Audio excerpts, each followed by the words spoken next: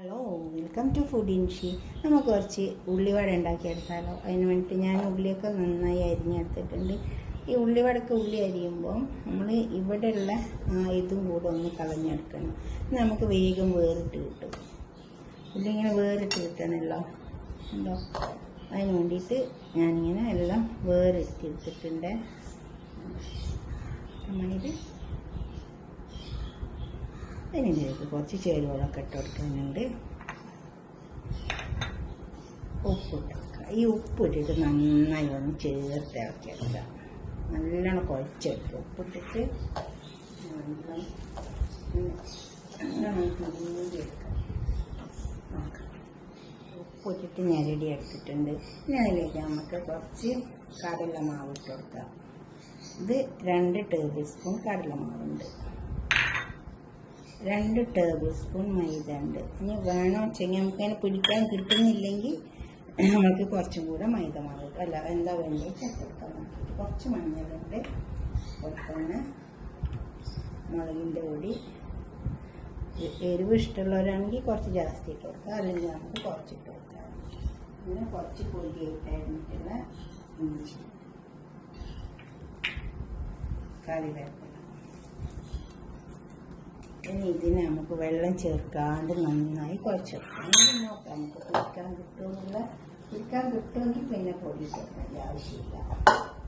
നന്നായി ചേർത്തെടുക്കണം.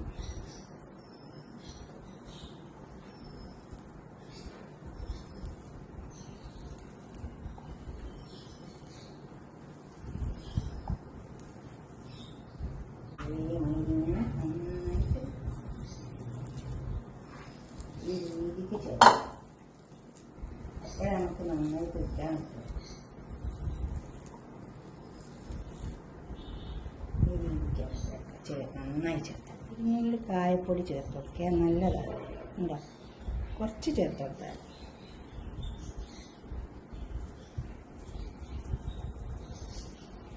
കായപ്പൊടിയാണ്. ഉണ്ടോ? കുറച്ച് ചേർത്ത് കൊടുക്കാം, ഒരു ടേസ്റ്റിന് വേണ്ടിയിട്ട് മാത്രം. അപ്പോൾ ഇത്തിരി പെരുംജീരകത്തിൻ്റെ പൊടി കൂടി ചേർത്ത് കൊടുക്കുക. എന്നിട്ട് ചേർത്ത് കുറച്ച് ചില്ലി ഫ്ലേക്സ് എന്നിട്ട് വെച്ച് കൊടുക്കാം.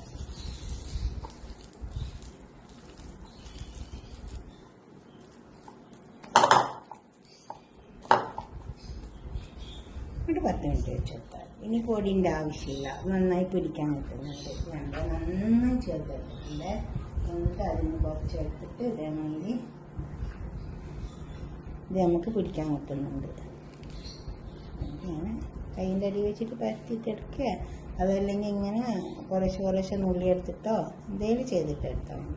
ഇത് നമുക്കിങ്ങനെ കിട്ടണം, ഇത്രയേ ഉള്ളൂ. ഉണ്ടോ? വട തയ്യാറാക്കിയെടുക്കുക. ഉള്ളിവട ഉണ്ടോ? നന്നായി പിടിച്ച് വന്നിട്ടുണ്ട്.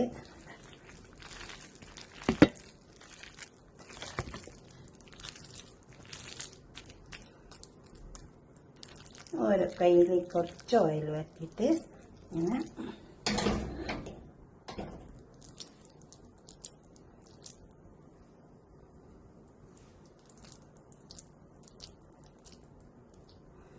ചെറുതായിട്ടോ വലുതായിട്ടോ ഒക്കെ ഉണ്ടാക്കിയെടുക്കട്ടോ. ഇതേമാതിരി ഇങ്ങനെ ഉണ്ടാക്കിയെടുക്കാം. ഓയിൽ ചൂടായി വന്നിട്ടുണ്ട്. നമുക്ക് ഓരോന്നോരോന്ന് ഉണ്ടാക്കിയിട്ടെടുക്കാം.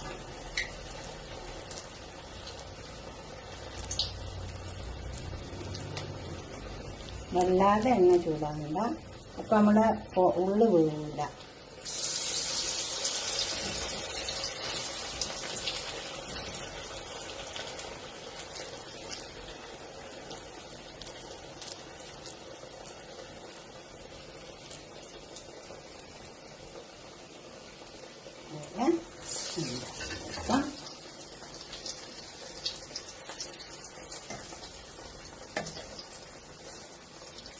ഇത് നന്നായി മുരിഞ്ഞിട്ട്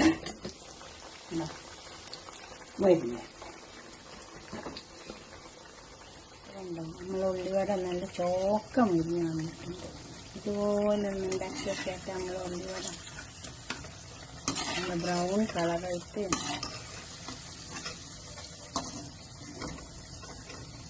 നന്നായി മരിഞ്ഞ് വന്നിട്ടുണ്ട്. ഇതുപോലെ ഉണ്ടാക്കിയിട്ട് നിങ്ങളെ അഭിപ്രായങ്ങളും നിർദ്ദേശങ്ങളൊക്കെ കമൻറ്റ് ബോക്സിൽ അറിയിക്കുക. ഞാൻ അതൊരു പാത്രത്തിലേക്ക് സെർവ് ചെയ്യാം.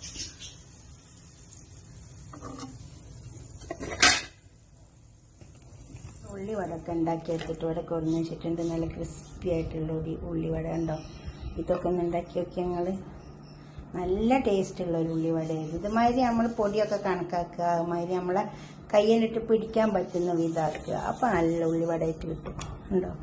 പിന്നെ ചുടുന്ന സമയത്ത് പൊരിക്കുന്ന സമയത്ത് ഇതിട്ട് കൊടുക്കുമ്പോൾ തീ കുറച്ച് വെക്കുക. പിന്നെ നമ്മൾ കുറച്ചും കൂടെ കൂട്ടി അങ്ങനെ തീ കൂട്ടിയും കുറച്ചും വെച്ച് കൊടുക്കുക.